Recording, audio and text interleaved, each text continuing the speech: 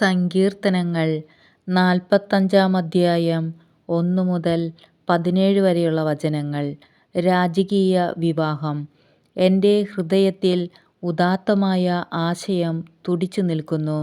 ഈ ഗീതം ഞാൻ രാജാവിന് സമർപ്പിക്കുന്നു. തയ്യാറായിരിക്കുന്ന എഴുത്തുകാരൻ്റെ തൂലികയ്ക്ക് തുല്യമാണ് എൻ്റെ നാവ്. നീ മനുഷ്യമക്കളിൽ ഏറ്റവും സുന്ദരൻ. നിന്റെ അധരങ്ങളിൽ വചോവിലാസം തുളുമ്പുന്നു. ദൈവം നിന്നെ എന്നേക്കുമായി അനുഗ്രഹിച്ചിരിക്കുന്നു. വീരപുരുഷ, മഹത്വത്തിൻ്റെയും തേജസ്സിൻ്റെയും വാൾ അരയിൽ ധരിക്കുക. സത്യത്തിനും നീതിയുടെ സംരക്ഷണത്തിനും വേണ്ടി പ്രതാപത്തോടെ വിജയത്തിലേക്ക് മുന്നേറുക. നിന്റെ വലത്തുകൈ ഭീതി വിതയ്ക്കട്ടെ. രാജശത്രുക്കളുടെ ഹൃദയത്തിൽ നിന്റെ കൂരമ്പുകൾ തറച്ചുകയറും. ജനതകൾ നിന്റെ കീഴിൽ അമരും. നിന്റെ ദിവ്യസിംഹാസനം എന്നേക്കും നിലനിൽക്കുന്നു. നിന്റെ ചെങ്കോൽ നീതിയുടെ ചെങ്കോലാണ്. നീ നീതിയെ സ്നേഹിക്കുകയും ദുഷ്ടതയെ വെറുക്കുകയും ചെയ്യുന്നു. ആകയാൽ ദൈവം നിന്റെ ദൈവം നിന്നെ മറ്റുള്ളവരിൽ നിന്ന് ഉയർത്തി ആനന്ദത്തിൻ്റെ തൈലം കൊണ്ട് അഭിഷേകം ചെയ്തു.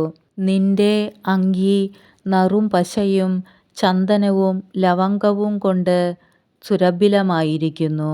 ദന്തനിർമ്മിതമായ കൊട്ടാരങ്ങളിൽ നിന്ന് തന്ത്രീനാദം നിന്നെ ആനന്ദിപ്പിക്കുന്നു. നിന്റെ അന്തഃപുര വനിതകളിൽ രാജകുമാരിമാരുണ്ട്.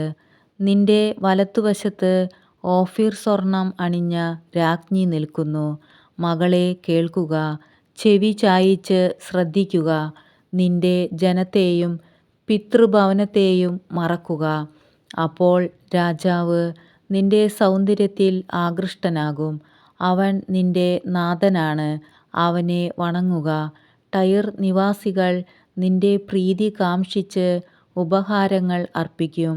ധനികന്മാർ എല്ലാവിധ സമ്പത്തും കാഴ്ചവെക്കും. രാജകുമാരി സ്വർണ്ണക്കസവുടയാട ചാർത്തി അന്തഃപുരത്തിൽ ഇരിക്കുന്നു. വർണ്ണശബളമായ അങ്കിയണിയിച്ച് അവളെ രാജസന്നിധിയിലേക്ക് ആനയിക്കുന്നു. കന്യകമാരായ തോഴിമാർ അവൾക്ക് അകമ്പടി സേവിക്കുന്നു. ആഹ്ലാദഭരിതരായി അവർ രാജകൊട്ടാരത്തിൽ പ്രവേശിക്കുന്നു. നിന്റെ പുത്രന്മാർ പിതാക്കന്മാരുടെ സ്ഥാനത്ത് അവരോധിക്കപ്പെടും. ഭൂമിയിലെങ്ങും നീ അവരെ അധിപതികളായി വാഴിക്കും. തലമുറ തോറും നിന്റെ നാമം കീർത്തിക്കപ്പെടാൻ ഞാൻ ഇടയാക്കും. ജനതകൾ നിന്നെ എന്നേക്കും പ്രകീർത്തിക്കും.